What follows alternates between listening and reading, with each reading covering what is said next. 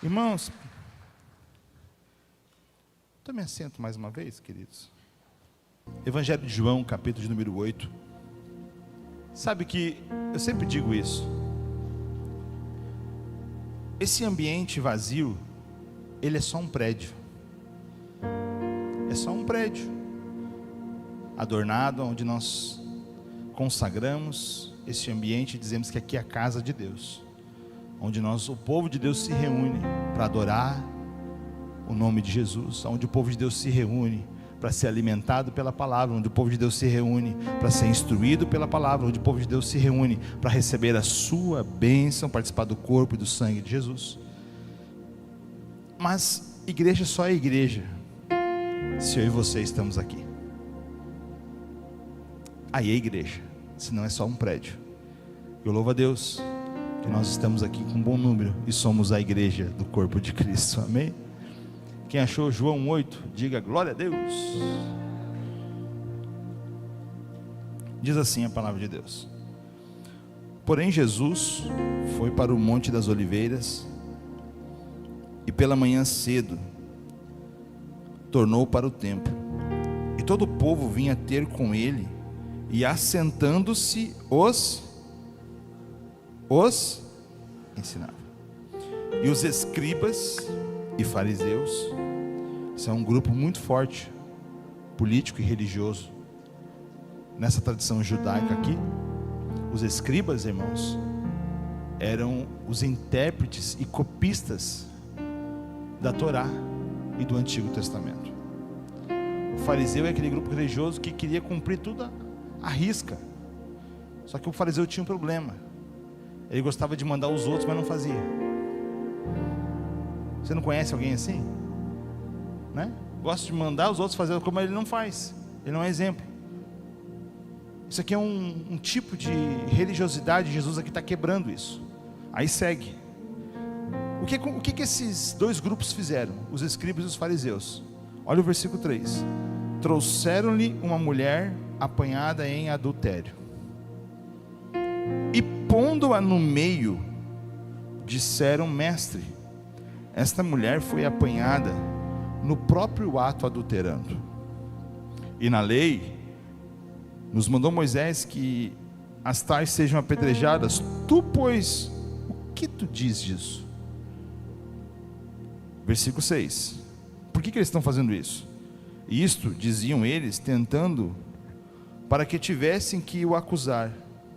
Mas Jesus, inclinando-se, escrevia com o dedo na terra. E como insistissem, perguntando-lhe, imagina a cena, eles insistindo, fazendo essa pergunta, apurreando Jesus. Aí, qual que é a reação de Jesus? Endireitando-se, e disse-lhe: aquele que dentre vós está sem pecado, seja o primeiro que atire pedra contra ela. E tornando a inclinar-se, escrevia onde, igreja? Na terra. Quando ouviram isto, saíram um a um. Diga comigo, saíram um a um. Qual que foi a ordem, pastor? Os mais velhos até os últimos. Ficaram só Jesus e a mulher que estava no meio. Diga comigo, ficou só Jesus e a mulher. E endireitando-se Jesus, ou seja, se levantando da terra, e não vendo ninguém mais do que a mulher, Jesus diz algo: mulher, onde estão aqueles teus acusadores? Ninguém te condenou? Duas perguntas. Versículo 11, e nós encerramos a leitura. E ela disse: ninguém, Senhor. Vamos ler juntos versículo 11, 1, 2, 3. E ela disse: ninguém, Senhor. Mais forte, igreja, 1, 2, 3. E ela disse: ninguém, Senhor. Aí qual que é a resposta de Jesus? E disse-lhe Jesus: nem eu também te condeno, vai-te e não peques mais. Faça assim com a sua mão, queridos. Repita após mim. Eu declaro a minha mente aberta, o meu coração receptivo para receber a palavra do Senhor. Eu nunca mais serei o mesmo, em nome de Jesus. Quem concorda, diga amém. Amém. Queridos, preste atenção, serei bem sucinto. O pecado é o que nos separa de Deus. O pecado, ele nos rompe o nosso relacionamento, a nossa comunhão com Deus. Quando Adão e Eva estavam no jardim, Deus descia no jardim, Deus descia naquele ambiente. Para quê, pastor Michael? Para conversar com eles, para se relacionar com eles. Pense comigo, perguntando como é que foi o dia, se Adão já tinha colocado o nome na bicharada, como é que passou o dia com a Eva, o que estava precisando, o que estava faltando. Se fosse gaúcho, Eduardo, se fosse gaúcho, eu acho que no final do dia, Felipe, eles iam tomar um mate. Quem gosta de tomar um chimarrão aqui no final do dia? Um monte de gente, né? E não é bom? Tomar um mate, conversar, relacionar. Agora você pense, o Criador do universo, com um relacionamento tete a tete com Adão e Eva. Só que eles pecam, eles erram,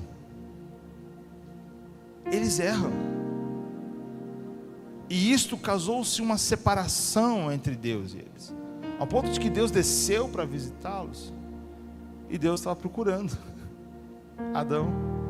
Adão, onde é que tu está, cara? Eva, onde é que tu anda? Eles estavam escondidos. E às vezes isso acontece com a gente, quando a gente erra, quando a gente peca. Muitas vezes, quando a gente não tem entendimento da graça de Deus, a primeira coisa que a gente faz é fugir da presença de Deus. Mas eu venho pregar aqui nessa noite sobre o amor incomparável de Deus para com a tua vida. Sabe, queridos, o pecado, ele é diferente da tentação. A tentação é uma isca. Eu não sou pescador e também não gosto de pescar, mas meu pai gosta muito da tal da pesca, e meu cunhado também. Aí ele tem todos os apetrechos deles lá, e sempre coloca uma isca no anzol. Para quê? Para enganar o coitadinho do peixe, para fisgar o peixe. A tentação que sobrevém sobre todos nós é uma isca. É uma isca para nos enganar, para fazer a gente cair no anzol do pecado. E uma vez o pecado consumado, diz a Bíblia, ele leva à morte. Sabe, nós estamos num momento muito diferente da sociedade. Nós estamos num momento muito diferente, até mesmo como igreja, como pessoas, como famílias. Nós estamos num momento onde que está sendo muito difícil pedir perdão e dizer assim: eu errei. Não, a gente vive num momento, e principalmente eu que lido com muita gente, é sempre tentando achar um culpado e terceirizar a culpa, não assumir as responsabilidades. Esse é um mal. Mas eu venho te dizer, isso aí tem solução. Jesus é a solução. Sabe, queridos, é importante entender que nós estamos nesse ambiente chamado igreja, aqui.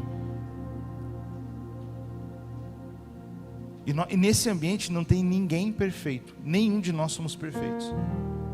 Nem eu que vos falo sou perfeito. Eu faço das minhas palavras como o apóstolo Paulo: dos pecadores eu sou maior, mas é a graça de Deus na minha vida, é a misericórdia de Deus. Não é, pastor Derli? Uma hora dessa eu quero colocar a tua foto aqui no telão. O Derli antes e depois. Irmão, vocês vão se assustar. Porque Deus transforma.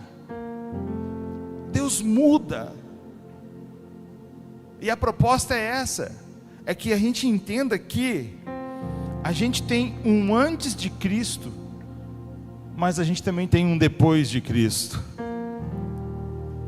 Talvez você está aqui nessa noite e o Espírito Santo de Deus te conduziu aqui para ouvir essa palavra e dizer que o pecado te separa de Deus. E não é isso que Deus quer. Deus quer um relacionamento contigo. Deus quer falar contigo. Deus quer te visitar. Deus quer estar contigo em todo o tempo. Ele quer compartilhar as coisas contigo. Sabe, queridos, e uma coisa importante de se falar: o fardo do pecado, o peso do pecado e da culpa consome muitas pessoas.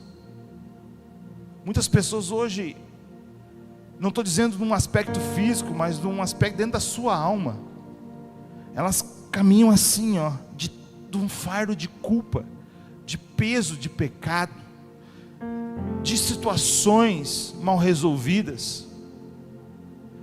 Por vezes a gente vê muitas pessoas fugindo de problemas, mas não enfrentando os problemas com a graça de Deus. E o que eu quero dizer isso? Porque hoje há um convite de Jesus para nós. Mateus 11:28, esse convite é para crente e para quem não é crente. Que convite é esse, pastor Michael? Vinde a mim, todos vós que estáis cansados e sobrecarregados, e eu vos aliviarei. Irmãos, Deus quer que a sua alma seja leve. O peso do pecado, a afronta do pecado, a culpa, Ele cravou na cruz por mim e por você. Ele, não tendo pecado, Ele se fez pecador. Para quê, irmãos? Para que nós pudéssemos ser livres pelo sangue de Jesus. O diabo não gosta de ouvir quando é pregada essa palavra.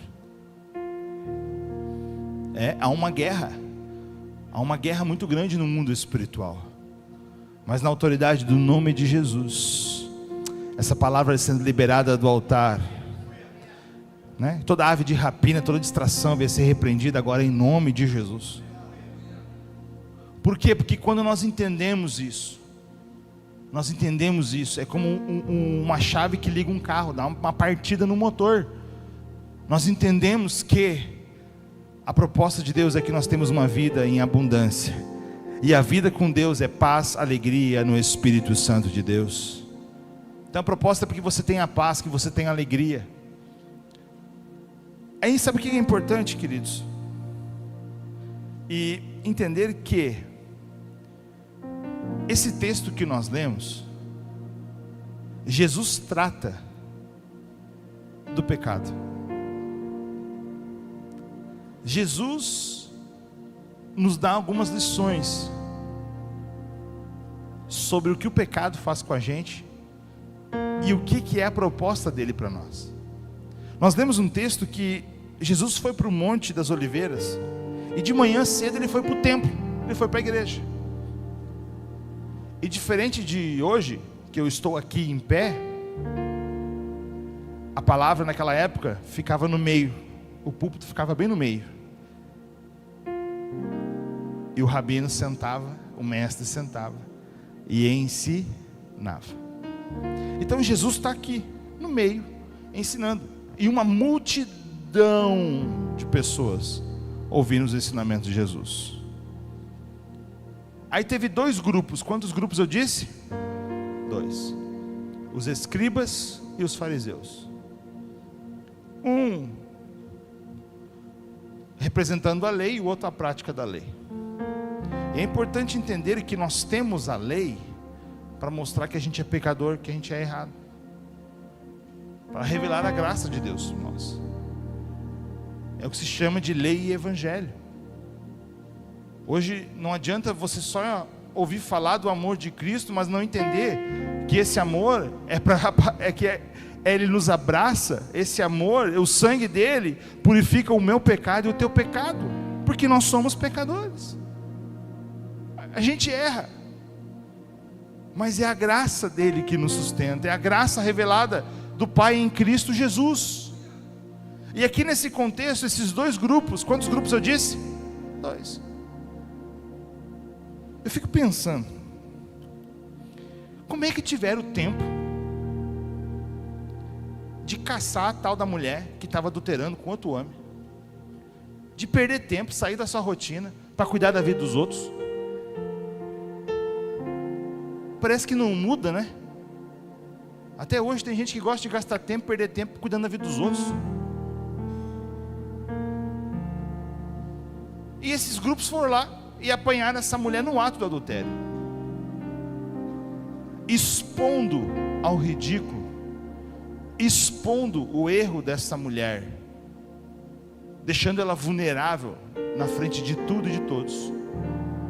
Só que tem um problema aqui. Ela não estava sozinha.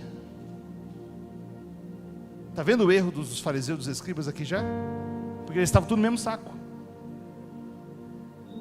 A mulher não estava fazendo amor sozinha, ela estava com outro homem. E como é que trouxeram só a mulher e deixaram o homem?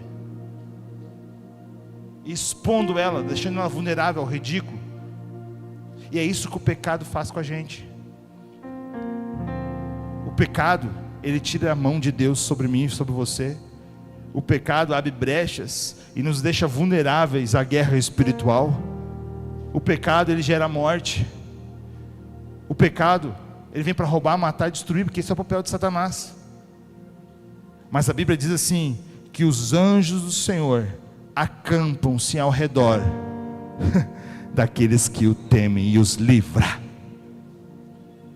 Quem teme não peca. Quem anda com temer é andar com Deus. Quem anda com Deus não comete o erro. Opa, é errado fazer isso. Sabe, às vezes a gente é atacado. Paulo vai escrever isso em Efésios 6, a partir do versículo 10, sobre guerra espiritual, sobre a armadura de Deus. Paulo vai falar sobre os dardos inflamados do inimigo. Diga comigo, dardos dos inimigos. São flechas, são dardos. E Russell Shedd, um grande pastor e teólogo, já partiu com o Senhor Jesus. Ele tem uma explicação bem importante sobre isso. Sabe o que, irmãos? Esses dardos, as flechas, isto são pensamentos. Isso não acontece contigo? Às vezes você está trabalhando, do nada vem um pensamento chato. Meu Deus, eu fico pensando, meu Deus, que eu estou pensando isso? Aí do nada você está dirigindo, está fazendo almoço, fazendo janta, está fazendo alguma coisa, está no aniversário, está no casamento, está em qualquer lugar, fazendo qualquer outra coisa. Daqui a pouco, pá, vem um pensamento contrário à palavra de Deus. Isso são flechas que o inimigo lança. Sabe, e se nós estamos em Deus, nós repreendemos isso, e o inimigo não toca. Por quê? Porque os anjos do Senhor acampam-se ao redor daquele que teme ao Senhor e os livra. Tem que temer ao Senhor, tem que andar com o Senhor. Isso é importante entender isso, porque isso são princípios da palavra de Deus, e quando nós cumprimos princípios, Deus cumpre a sua promessa para conosco. Olha a situação aqui. Colocaram a mulher do meio e disseram, ó, na lei diz que a gente tem que matar, apedrejar.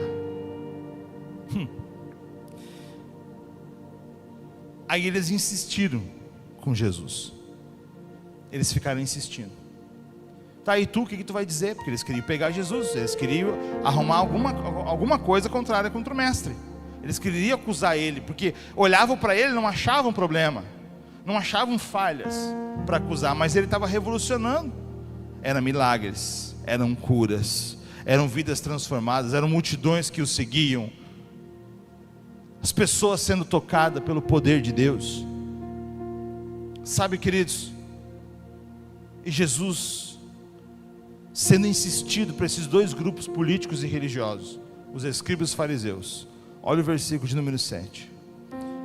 Insistissem, perguntando-lhe, Jesus endireitou-se e disse-lhes: Olha a declaração de Jesus: aquele que não tem pecado, faz um favor, atire a primeira pedra.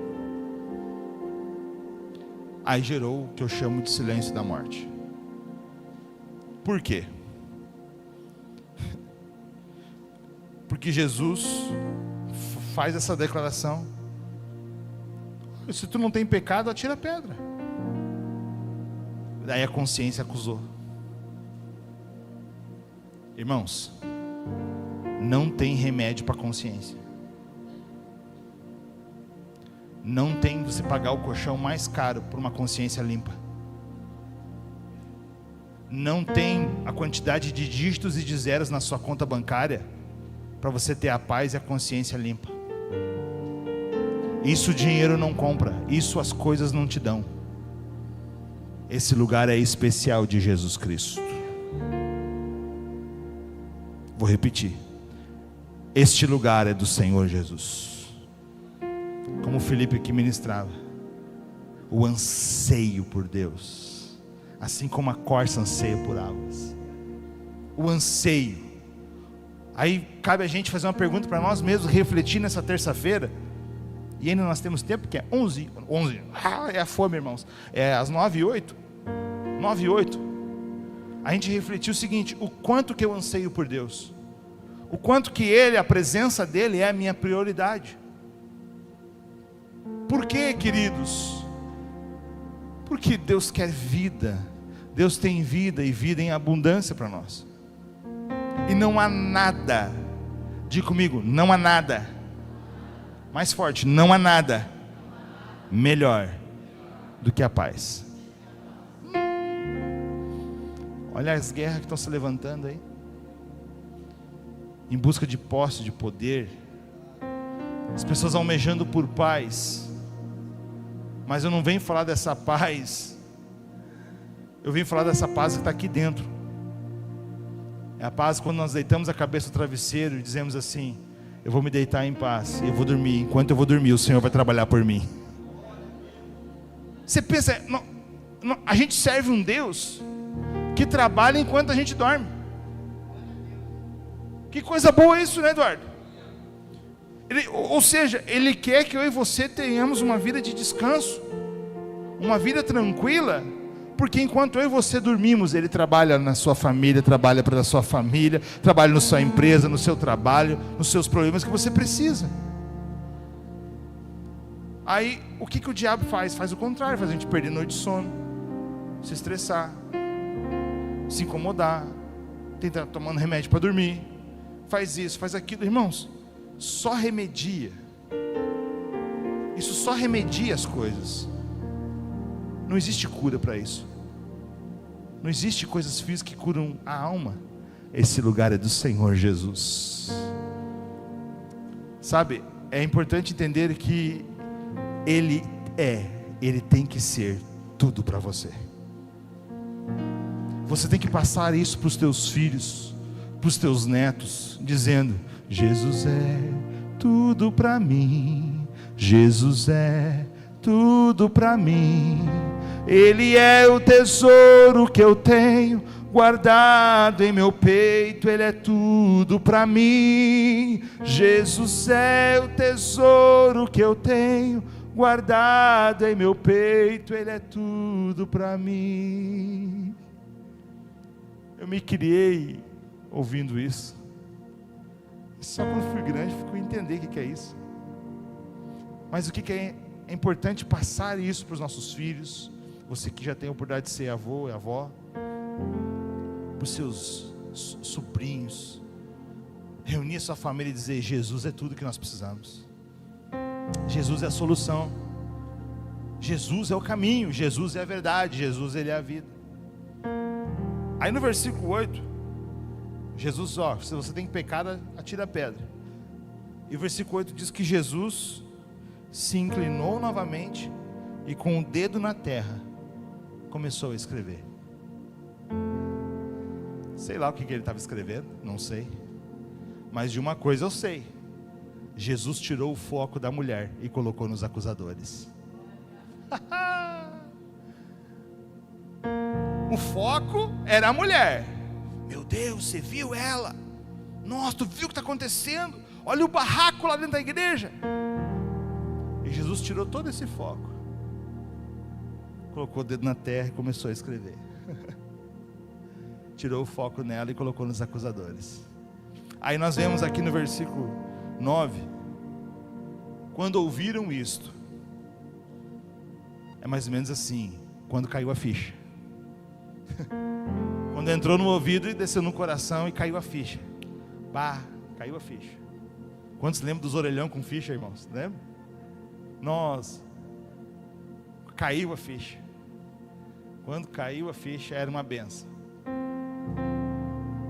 Eu lembro que minha esposa ia viajar para Santa Catarina, visitar os pais dela, eu era namorado.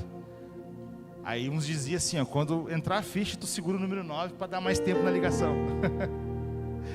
Né? E às vezes eu comprava um monte de ficha para tentar falar com a minha esposa. A gente marcava um horário, era mais ou menos assim: ó, tal horário, a gente vai se encontrar no orelhão.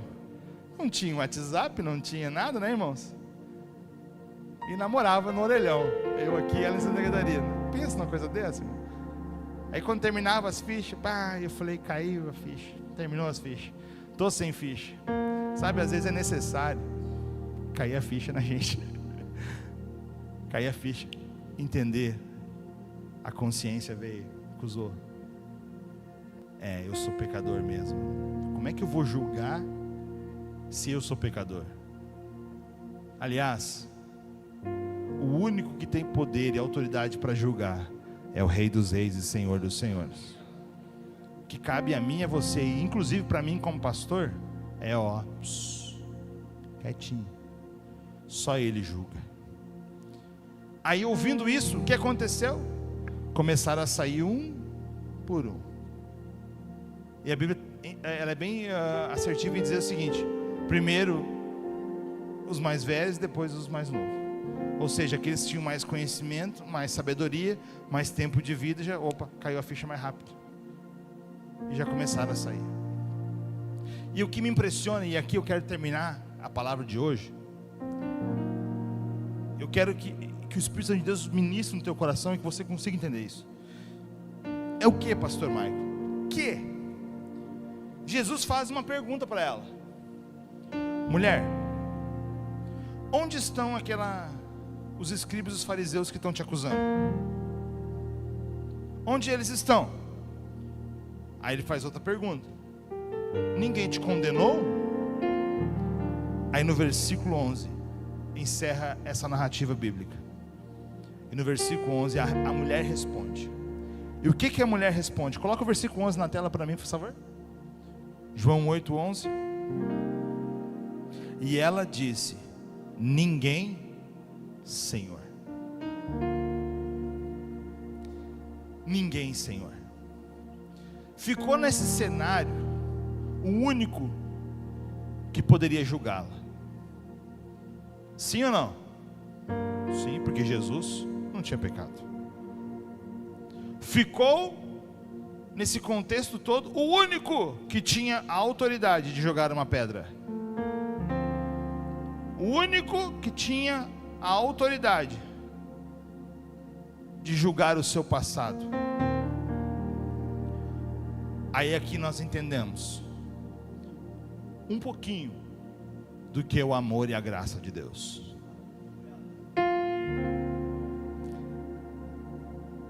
A gente erra. Eu não sei que pecado é, porque o Espírito Santo de Deus não me deu essa palavra do nada. Eu não estou aqui falando para as paredes, estou falando aqui para a igreja dele, que é eu e você. Eu não sei o que você cometeu de errado, que esse sentimento te atordoa de noite de culpa, esse peso, esse fardo nas tuas costas, na tua consciência, que não te deixa tu ter paz. Eu não sei, mas o meu Senhor sabe, e eu também não preciso saber. Eu não sei que pecado é esse que está um fardo na tua vida. Eu não sei, mas de uma coisa eu sei: hoje é noite de restauração. Hoje é noite de Deus virar a página da tua vida, te dar a oportunidade de escrever uma nova história. E essa oportunidade, esse poder de decisão não depende de mim e muito menos de Deus. Deus pode todas as coisas, mas Deus não vai decidir por você. Uau, vou repetir. Deus pode todas as coisas. Você crê nisso, irmãos? Eu creio. Ederly, quantas experiências nós já temos com Deus? Só que tem uma coisa, Douglas: Deus não vai decidir por ti. Deus não vai decidir por ti, irmão. É você que tem que tomar a decisão. Olha o que Jesus responde para ela: ninguém, Senhor. E disse-lhe Jesus: nem eu te condeno. Ele não desiste de você, Ele se importa com você, Ele compreende o seu caminhar, nunca viu amor tão grande assim. Lembra esse louvor? É entender que nem Jesus estava tirando a pedra e nem Jesus condenando. Porém, diga comigo, porém, mais forte, porém, só os homens, porém. Vamos engrossar a voz aí, irmão, porém. As mulheres, porém. Isso é importante entender. Jesus não condenou, Jesus não atirou a pedra, mas Jesus deu uma oportunidade. Diga comigo, oportunidade. E hoje Jesus está te dando uma oportunidade.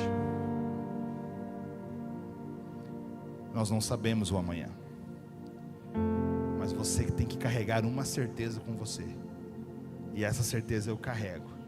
E o diabo faz de tudo, Felipe, para tirar essa certeza de mim, né, Derli? O diabo faz de tudo para tirar essa certeza de você. O diabo faz de tudo para nos roubar essa convicção. Do que, pastor Michael? Do nosso nome escrito no livro da vida. Tem tanta gente preocupada em ter um nome aqui na terra. Não é errado, faz parte do processo. Tem muita gente trocando prioridades e valores para que seu nome fique destacado nas redes sociais, expondo o seu corpo ao ridículo, expondo a sua vida íntima, expondo a sua vida particular, trocando o nome daqui por ter um nome lá. Aí Jesus diz assim: eu não te condeno e eu também não atiro a pedra. Coloca o versículo 11 na tela para mim, faz favor. Alguém da técnica aí? João 8:11. Nem eu também te condeno. Vai-te e não peques, e não peques, e não peques mais. Hoje você tem a oportunidade, igreja, de deixar tudo aos pés da cruz. Esse fardo, essa culpa, se entregar a sua vida a Jesus, deixar Jesus escrever uma nova história na sua vida, virar essa página.